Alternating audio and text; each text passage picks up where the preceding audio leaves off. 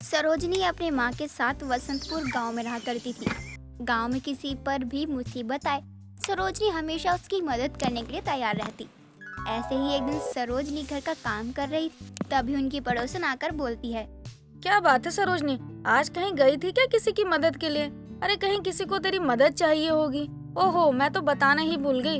एक पेड़ पर बच्चों की पतंग अटकी हुई है, जा उसको निकाल कर उसकी मदद कर दे। हाँ, जरूर करूँगी मदद।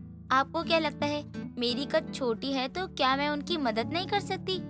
आपने गलत सोच लिया कुंती चाची। मदद के लिए दिल चाहिए, कद नहीं।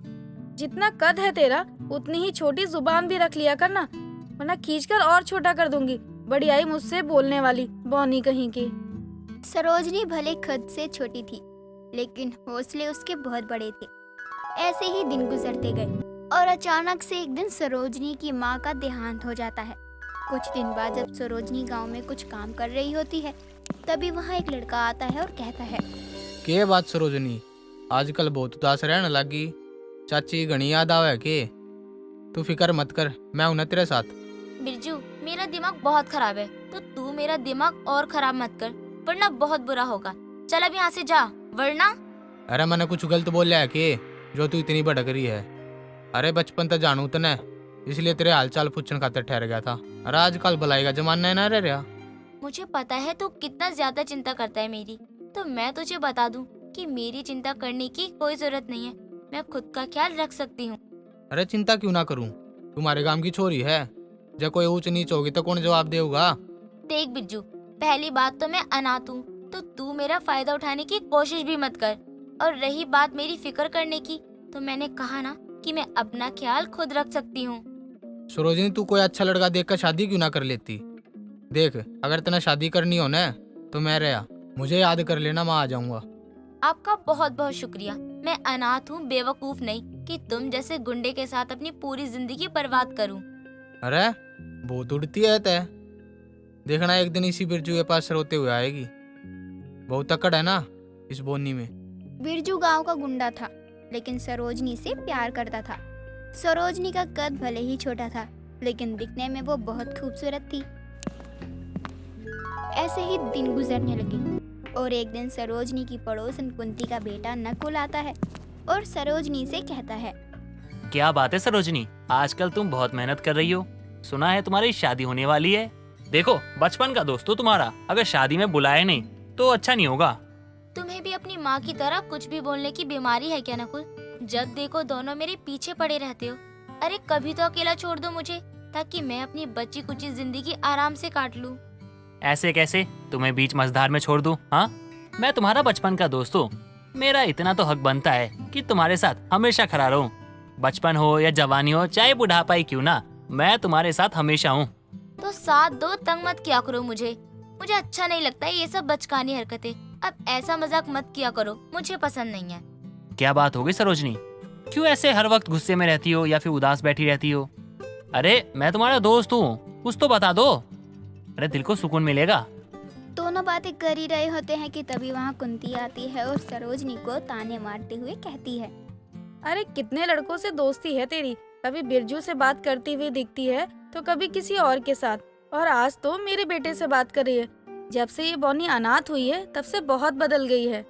माँ बस भी कीजिए, बोनी है, अनाथ है, लेकिन मेरी सबसे अच्छी दोस्त है। आप मेरी दोस्त को गलत नहीं बोल सकती हो। ये कुछ नहीं कहती है तो इसका मतलब क्या आप कुछ भी कहती रहोगी?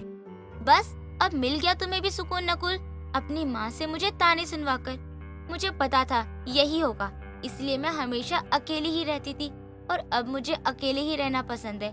तो जाओ तुम भी, अब दोबारा कभी मेरे पास मत आना। अरे ओ मोनी, जरा मेरे बेटे से तमीज से पेश आ। मेरा बेटा है, कोई रोड छाप आशिक नहीं जो तू इससे कुछ भी कह देगी और ये सुनता रहेगा। चल बेटा तू घर चल, इस अनाथ बोनी के मुंह मत लग। नकुल को अपनी दोस्त सरोजनी बहुत दुखी लग रही थी। दोनों माँ बेटे जब घर पहुँचते हैं, तभी नकुल अपनी माँ से बोलता है। माँ, हमेशा आप सरोजनी के साथ ऐसा बर्ताव क्यों करती हो? आपको पता है आपके ऐसा कहने से ना उसको कितना दुख होता होगा। अरे मुझे आपसे उम्मीद नहीं थी। हाँ, कोई उम्मीद भी नहीं रखनी चाहिए, क्योंकि मैं नहीं चाहती कि कोई मुझसे उम्मीद लगा बैठे। मैं बस इतना चाहती हूँ कि ये बिन माँ की बच्ची एक बार रो दे। जब से इसकी माँ का देहांत हुआ है तब से ही एक बार भी अपने आंसू नहीं गिराए और ना एक बार भी रोई है ये। हाँ, ये तो अच्छी बात है ना कि उसके आंसू नहीं आ रहे। अब रोना जरूरी थोड़ी है, और जबरदस्ती क्यों रोएगी वो? और तो और आप उसके पीछे क्यों पड़ी हो कि वो रोए? अगर उसे नहीं रुलाया तो वो सोच सोच कर पागल हो जाएगी, इसीलिए मैं उसे बिना बात करे ताना मारती हूँ ताकि वो एक बार मेरी बात सुनकर रो पड़े, लेकिन उस पर कोई असर ही नहीं होता। माँ, क्या मैं कोशिश करूँ?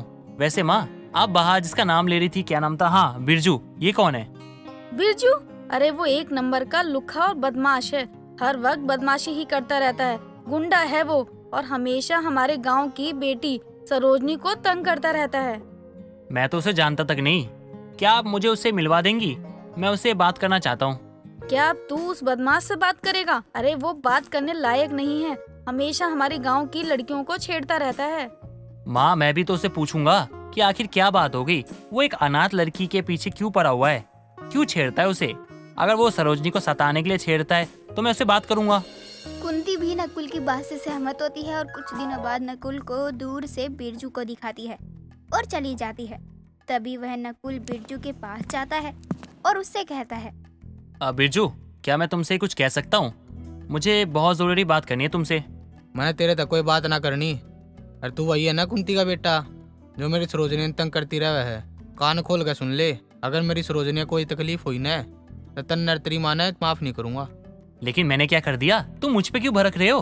अरे मैं तो सरोजनी का बचपन का दोस्त हूँ और मैं तुमसे बात करने आया हूँ ताकि मुझे भी पता चले कि तुम सच में मेरी दोस्त से प्यार करते हो या नहीं।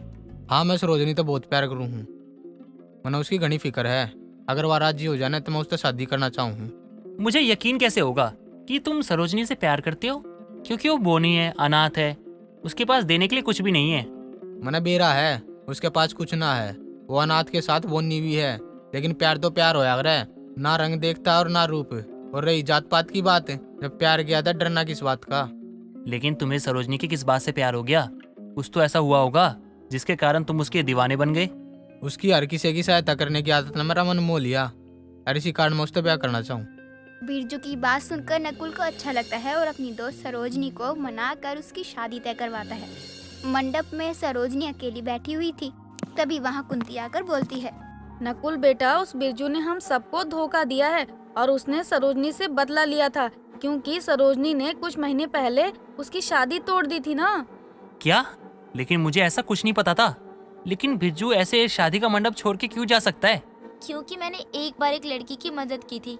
बिरजू एक गुंडा है, इसीलिए मैंने उस लड़की की जिंदगी बर्बाद होने से बचाई थी, लेकिन बिरजू ने मेरी ही जिंदगी बर्बाद कर दी। तो मैंने जब पूछा तुमसे तो तुमने मुझे बताया क्यों नहीं कि वो तुमसे बदला लेना चाहता है? मैंने सोचा शायद यही मेरी किस्मत है, इसीलिए चुप रह गई, क्योंकि मेरी वजह से उसका दिल और शादी दोनों टूट गई थी। सरोजनी की बात सुनकर नकुल को खुद पर बहुत गुस्सा आता है और वो खुद अनाथ और बोनी लड़की से शादी करता है और दोनों दोस्त अपनी जिंदगी बहुत सुकून से एक साथ एक दूसरे को समझते हुए जिंदगी बिताते हैं।